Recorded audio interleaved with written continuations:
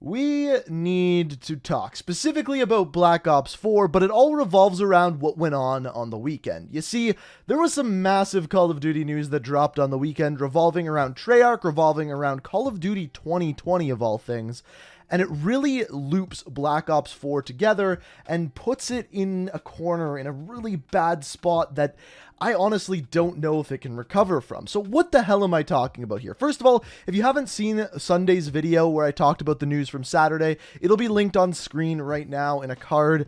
It is an incredibly important video revolving around the Call of Duty community. To briefly summarize it, Sledgehammer has been kicked off of Call of Duty 2020, Treyarch is now in charge of it, and Raven Software and Sledgehammer Games are working underneath Treyarch to develop Black Ops 5 that is going to take place during the Cold War era.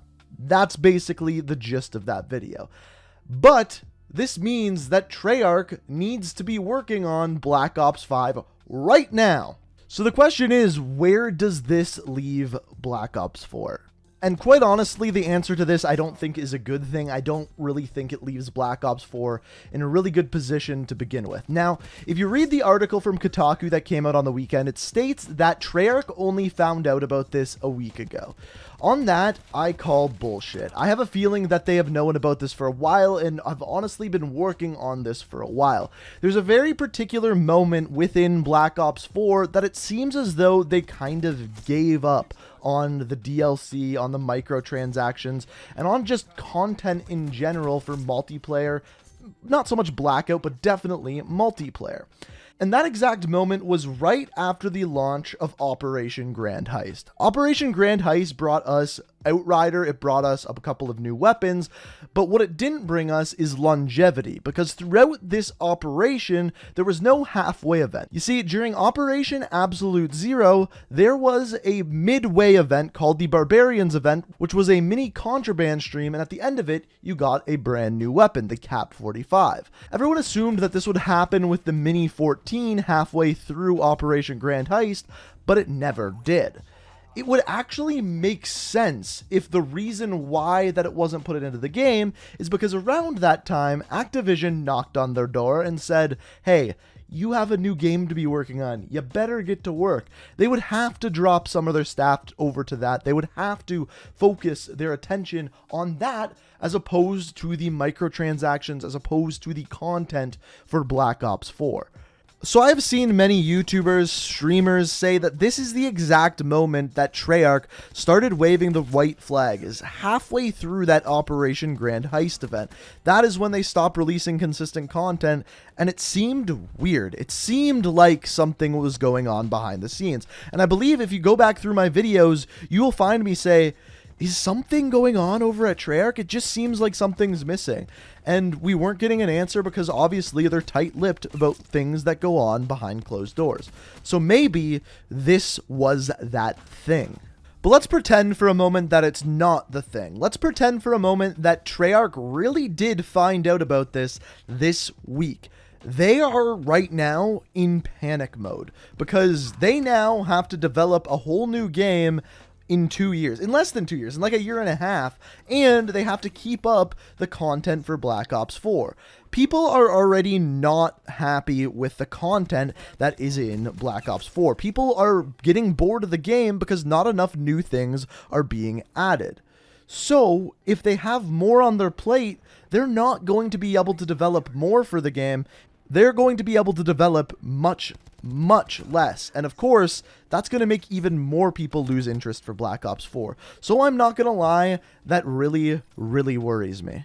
So let me let you in on a little secret. I know a little bit more about this 3-year development cycle than most people do. I've been to the studios, I've been to Treyarch, I've been to Infinity Ward, Sledgehammer, I've been to them all, and I've talked to the developers. And the essential way that the 3-year development cycle works is an individual studio, let's say Treyarch, releases the game. So they release Black Ops 4.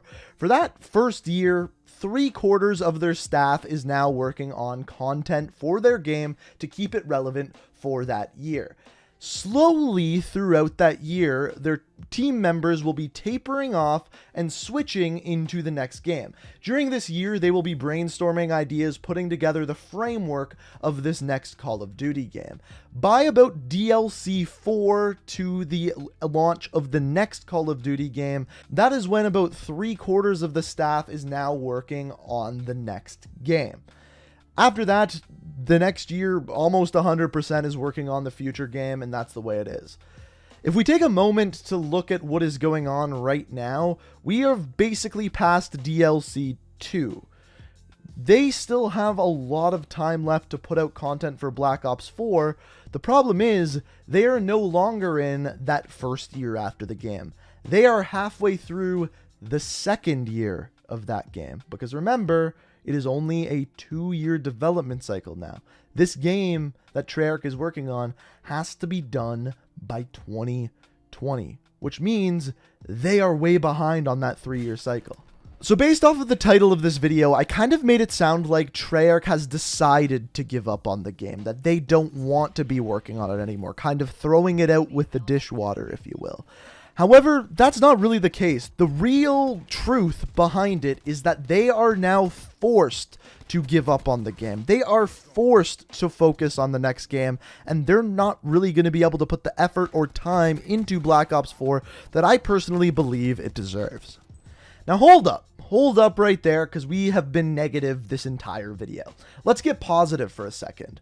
The big positive to this is that we now have 3 studios working on Call of Duty 2020. We have Treyarch, we have Sledgehammer, we have Raven, all working on that game.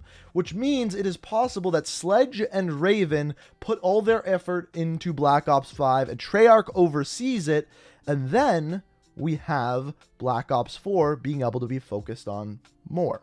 That would be the positive. That would be the best case scenario. And honestly, I've said this in a million videos, and I'll say it over and over again. I believe the real solution to this is transparency. It won't happen. There's no way, especially with this time of year when Modern Warfare 4 is supposed to be being hyped up, there is no way that Activision comes out and tells us what's going on behind the scenes there. There is no way we find out what is going on, the amount of attention that will be put forth in Black Ops 4. We're not going to find out. But if I was Activision, if I was specifically Treyarch, I would come out and say, yes, we have to focus on our next game. However, we are still putting this amount of effort into this game. This is what you can expect to see over the next 6 months. That is how you keep people focused on your game. That is how you mend some trust with your community. And that is how you keep Black Ops 4 alive. Now, this is where things get interesting, because over the next couple months, we are really going to get to see what is exactly going to happen with Black Ops 4. Is it going to be put on the back burner and we are barely going to get updates, just the bare minimum? That is one option. Or are they going to continue with what they have told us is coming? It's really going to be telling when Days of Summer comes out, because if Days of Summer comes out and it's just a couple of cosmetics and maybe a weapon, then we know that the focus is no longer on Black Ops 4. But if they put out game modes, events, certain things like that during the Days of Summer event, we know that their focus can still be on the game. And I think that event alone is going to be very, very telling for what is yet to come. Now, on top of this, we have Modern Warfare 4. Essentially, Call of Duty 2020 got announced before Modern Warfare 4 or Call of Duty 2019 did. It is going to be incredibly interesting to see what comes of this. It is going to be incredibly interesting to see how they hype up this game while this confusion is going on within the community. Now, one thing that came out with the Kotaku article on Saturday is the possibility that Modern Warfare 4 might be free to play. That could be the announcement that takes Modern Warfare 4 to the next level and really gets that hype train going. That would be phenomenal, and it would probably be the top played Call of Duty game ever. I would assume the free-to-play games just do incredibly well anyway. So where does this leave us? Where can we end things off here? So first of all, I have to say, in my opinion, I think Treyarch has probably known about this for months.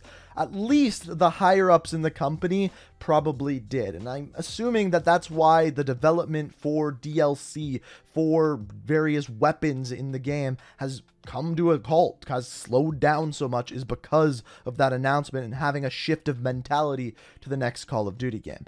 However, if it did just happen last week, there is going to be big changes happening to Black Ops 4. And by big changes, I mean nothing, because nothing is going to happen to the game. So, let me know what you think. I have given you my opinion here. It's the sad truth about Black Ops 4. I am worried as hell for it. And I really hope they come out with Days of Summer strong and prove me wrong. I would love that. But we'll have to wait and see. Like I said, I really want to hear what you guys have to say down in the comments.